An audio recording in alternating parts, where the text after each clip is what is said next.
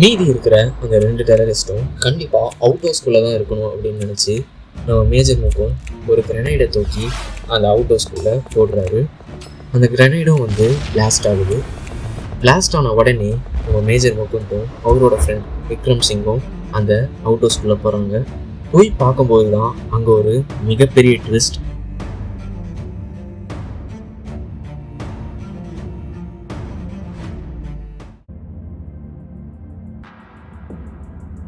Mukund Varadarajan April 12, 1983 கேரளாவில் இருக்க கோழிக்கோட் டிஸ்ட்ரிக்டில் பிறந்திருக்காரு. சின்ன வயசுலேருந்து ஒரு ஆர்மி ஃபேமிலியிலே இவர் வந்திருக்காரு. அதாவது தாத்தா, சித்தப்பா, பெரியப்பா எல்லாருமே ஆர்மியில் இருந்தனால இவருக்கும் இந்தியாவுக்காக ஏதாவது பண்ணோம் அப்படின்ற ஒரு பேஷனோட ஆர்மியில் சேர முடிவு எடுக்கிறாரு. ஸோ எக்ஸாமினேஷன்ஸ்லாம் 2005 கம்ப்ளீட் பண்ணி இவர் ஆர்மிலையும் செலக்ட் ஆகுறாரு. ஆஃபீஸர்ஸ் ட்ரைனிங் அகாடமி சென்னையில் இருந்திருக்காரு. அண்ட் 2006 பார்த்தீங்கன்னா ராஜ்கோட் ரெஜிமெண்ட்டோட 22 ராஜ்கோட் பட்டாலியனில் 3 வருஷம் இருந்திருக்காரு. அண்ட் 3 வருஷத்துக்கு அப்புறம் 2009 28 ஆகஸ்டில் இவரோட லாங் டைம் ஃப்ரெண்டான இந்து ரபாக்கா வர்கீஸ் அப்படின்றவங்க இவர் கல்யாணம் பண்ணுறாரு. அண்ட் இவங்களுக்கு ஒரு டாட்டரும் பிறகுறாங்க. மத்திய பிரதேஷில் இருக்க ஒரு இன்ஃபேன்ட்ரி ஸ்கூலில் இவர் ஒர்க் பண்ணியிருக்காரு. அண்ட் அதுக்கப்புறம் லெபனனில் யுனைடெட் நேஷன்ஸோட ஒரு மிஷன்லேயும் இவர் ஒரு பார்ட்டாக இருந்திருக்காரு. டிசம்பர் 2012 பார்த்தீங்கன்னா காஷ்மீரில் இருக்கிற 44th ராஷ்ட்ரிய ரைஃபிள்ஸ் பட்டாலியனில் இவர் டெபியூட்டாக சேர்றாரு. காஷ்மீரில் இருக்க சோஃபியன் அப்படின்ற ஒரு டிஸ்ட்ரிக்டில் ஒரு ஆப்பிள் டவுன் இருக்குது. அந்த ஆப்பிள் டவுனில் டெரரிஸ்ட் தங்கி இருக்கிறதா ஒரு இன்ஃபர்மேஷன் வருது முகுந்த் வரதராஜனுக்கு. ஸோ உடனே முகுந்த் வரதராஜன் அவரோட 44th ராஷ்ட்ரிய ரைஃபிள்ஸ் டீமை கூட்டிக்கிட்டு அந்த ஆப்பிள் டவுனுக்கு போகிறாரு. நம்ம சோல்ஜர்ஸ் எல்லாருமே அந்த ஆப்பிள் ஃபார்ம்லாம் ஹைட் ஆகியிருக்காங்க அப்படின்றது டெரரிஸ்ட்டுக்கு தெரிய வந்த உடனே மிஷின் கன் எடுத்து ஆட்டோமேட்டிக் மோடில் போட்டு நம்ம சோல்ஜர்ஸை நோக்கி கண்ணா பின்னு சுட ஆரம்பிக்கிறாரு. ஸோ நம்ம மேஜர் முகுந்த் அந்த கன்லேருந்து வரக்கூடிய புல்லட்ஸோட கவுண்ட்டை நோட் பண்ணிகிட்டு இருக்காரு. ஸோ அவர் நோட் பண்ணிகிட்டு இருக்கும்போது ஒரு விஷயத்தை கவனிக்கிறாரு. அதுதான் அந்த கன்லேருந்து வரக்கூடிய புல்லட்ஸோட கவுண்ட் கொஞ்சம் கொஞ்சமாக கம்மியாகிட்டே இருக்குது. ஸோ தட் மீன்ஸ் அந்த டெரரிஸ்ட் அந்த கன்னை ஆட்டோமேட்டிக்லேருந்து மேனுவலுக்கு மாற்றி சுட ஆரம்பிச்சிருக்காரு அப்படின்றத நம்ம மேஜர் கண்டுபிடிக்கிறாரு. இந்த இன்ஃபர்மேஷனை அவரோட ஃப்ரெண்டான விக்ரம் சிங்க்கு பாஸ் பண்ணுறாரு. இப்போ நம்ம மேஜர் முகுந்த் அவர் ஹைடான இடத்துலேருந்து வெளியே டைரெக்டாக அந்த டெரரிஸ்ட்டை நோக்கி ஃபயர் பண்ணுறாரு. ஒன்ஸ் அந்த டெரரிஸ்ட் அட்டாக் ஆன உடனே அந்த டெரரிஸ்ட்டுக்கிட்ட இருந்த டிவைசஸ் அண்ட் எக்யூப்மெண்ட்ஸ் எல்லாத்தையுமே ஆக்குபை பண்ணுறாங்க. அங்கேருந்து எடுத்த எல்லா டிவைசஸையுமே ரிசர்ச் டீம்கிட்ட கொடுத்து ஏதாவது ஃபர்தராக இன்ஃபர்மேஷன் கிடைக்குதா அப்படின்னு பாருங்கள் அப்படின்னு சொல்லி ரிசர்ச் பண்ண சொல்கிறாரு. அண்ட் அவரோட கமாண்டிங் ஆஃபீஸரான அமித் சிங் மிஷன் சக்ஸஸ் அப்படின்ற ஒரு மெசேஜையும் பாஸ் பண்ணுறாரு. ஸோ இந்த ரிசர்ச் நடக்கிற இந்த கேப்பில் டைம் கிடைக்கும் போதுலாம் ஊருக்கு போய் அவரோட ஃபேமிலி கூட டைம் ஸ்பெண்ட் பண்ணுறாரு. கரெக்டாக இப்போ தான் அந்த டிவைசஸ்லேருந்து ஒரு இன்ஃபர்மேஷன் நம்ம ரிசர்ச் டீம் கேதர் பண்ணியிருக்காங்க. ஸோ அதுதான் குவாசிபத்ரி வில்லேஜஸ் அப்படின்ற ஒரு இன்ஃபர்மேஷன். ஸோ உடனே காஷ்மீரில் இருக்க அந்த குவாசிபத்ரி வில்லேஜஸை நம்ம முகுந்த் சீக்ரெட்டாக வாட்ச் பண்ண சொல்கிறாரு.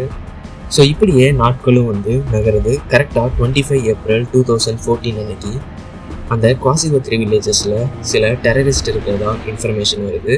அது மட்டும் இல்லை, அந்த டெரரிஸ்ட் டீமோட கமாண்டர் ஜெய்ஷி முகமதும் அங்கே தான் இருக்கிறதா ஒரு இன்ஃபர்மேஷன் வருது. நம்ம மேஜர் முகுந்த் அவரோட லஞ்சை சாப்பிட்டுக்கிட்டு இருக்கும்போது இந்த இன்ஃபர்மேஷன் அவருக்கு தெரிய வருது. உடனே அவர் சாப்பிட்டுக்கிட்டு இருக்க அந்த லஞ்சை பாதியிலே விட்டுட்டு அந்த டெரரிஸ்ட் எப்படியாவது பிடிச்சாகணுன்ட்டு அந்த குவாசிபத்ரி வில்லேஜஸ்க்கு அவரோட ட்ரூப்ஸோட கிளம்புறாரு. வித்தின் 30 மினிட்ஸ்லேயே அவரோட ட்ரூப்ஸோட அந்த இடத்துக்கு அவர் ரீச் ஆகுறாரு. இந்த விஷயம் நடக்கிறதுக்கு ஒரு நாளைக்கு முன்னாடி தான் எலெக்ஷன் நடத்த வந்த அஃபீஷியல்ஸை இந்த டெரரிஸ்ட் கொண்டிருக்காங்க அப்படின்ற ஒரு நியூஸும் வந்துச்சு. அந்த லொக்கேஷனில் 2 வீடுங்க இருக்கிறத பார்க்குறாங்க.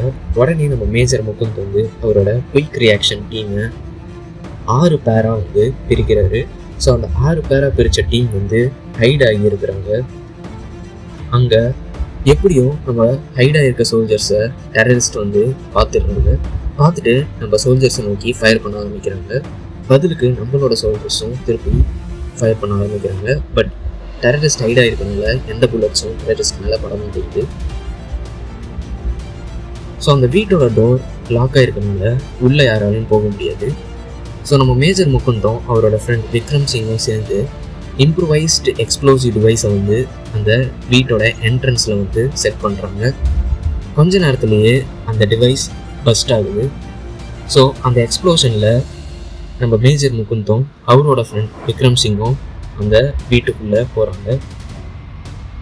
உள்ளே போன உடனே நம்ம மேஜர் முகுந்த் உள்ளே இருந்த ஒரு டெரரிஸ்ட்டை ஷூட் பண்ணி கில் பண்ணுறாரு.